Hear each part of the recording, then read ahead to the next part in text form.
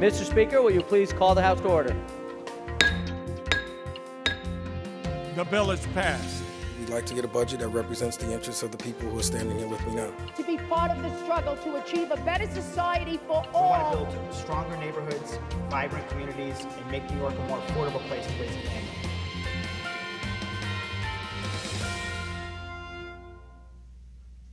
Welcome to Assembly Update. I'm Assemblyman Angelo Santabarbara, representing the 111th Assembly District, which includes Albany County, Schenectady County, and Montgomery County.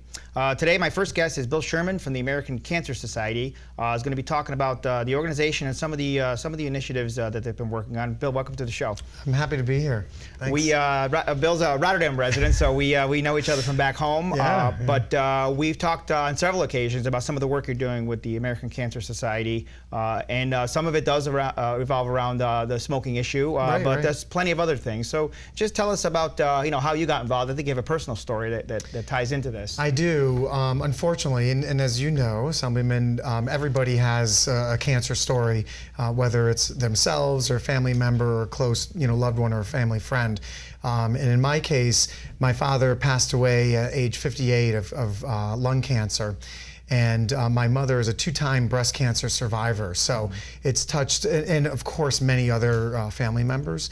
But I can tell you, it motivates me every single day. I go to work every day with a smile on my face, knowing that we're doing really good work, working with folks like you in the Senate and also the governor in getting common sense public policies passed to help people with cancer and reduce the burden of cancer in New York.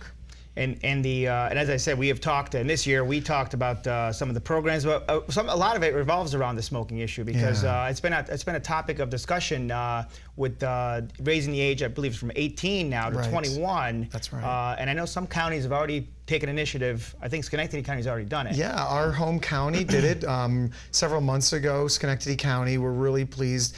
We worked with them on the bill with the county legislature, and they were outstanding.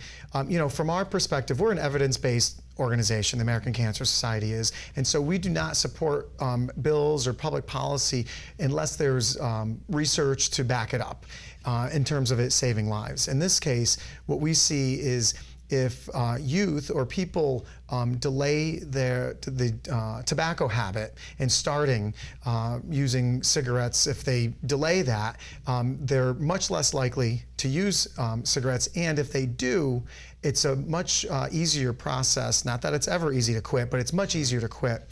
I can tell you from perspective, with my family, both my mom and dad started when they were 16. They started smoking, and they could not quit. They tried everything. They even tried hypnosis and all those FDA-approved medicines, and they just couldn't quit.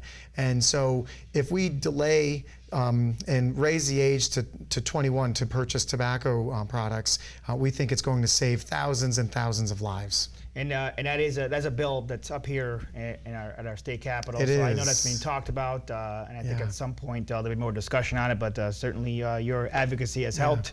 Yeah, and the State Assembly has been a great partner with us, with you, and then also the leadership and the health chairman, Assemblyman Gottfried, really taking the lead in the legislature, quite frankly, and really in terms of these public health initiatives. And so we expect, again, really great support within the Assembly, and we appreciate your support. Is smoking, as far as tobacco products, is it the cigarettes, or there's other tobacco products? Is it mainly the cigarettes that we're targeting here? Well, so the bill would include all tobacco products raising the age to 21. So that includes cigar, snuff, or cigarettes, and also electronic cigarettes, which has been a concern and is a concern because as smoking rates have declined, youth rate usage of electronic cigarettes has skyrocketed. And so what the state has done and the Department of Health is that they have defined tobacco product to include electronic devices and any other product that includes nicotine. So that's probably the easiest way to catch all those. And we also talked a little bit about the advertising, the way cigarettes are advertised, where, and I think we have a couple of the Golub Corporation. I know Price Chopper has already taken a lead on some of this. How is that changing? Yeah, and so what's great is that, for example, we support a bill that would restrict the sale of tobacco products in stores where pharmaceutical sales occur. So Price Chopper has pharmacy, and the Golub Corporation, without asking or without the state requiring anything, they just said, you know what, we're going to be a good community neighbor, and we're going to remove tobacco products in all of their Market 32 stores. And as they transition those old stores to the new Market 32, they're eliminating tobacco. We've seen CVS completely eliminate tobacco. I know here in Albany County, their local law was passed that prohibits and does not allow tobacco sales where medicines are sold, where pharmaceuticals are sold. So that's, again, when we love when organization like Golub will do it on their own. I mean, that's really, I think, the best way to do it and to be a good corporate citizen. Yeah, and setting an example for others to follow. And I think that's nice to see in our community, especially back home in our hometown.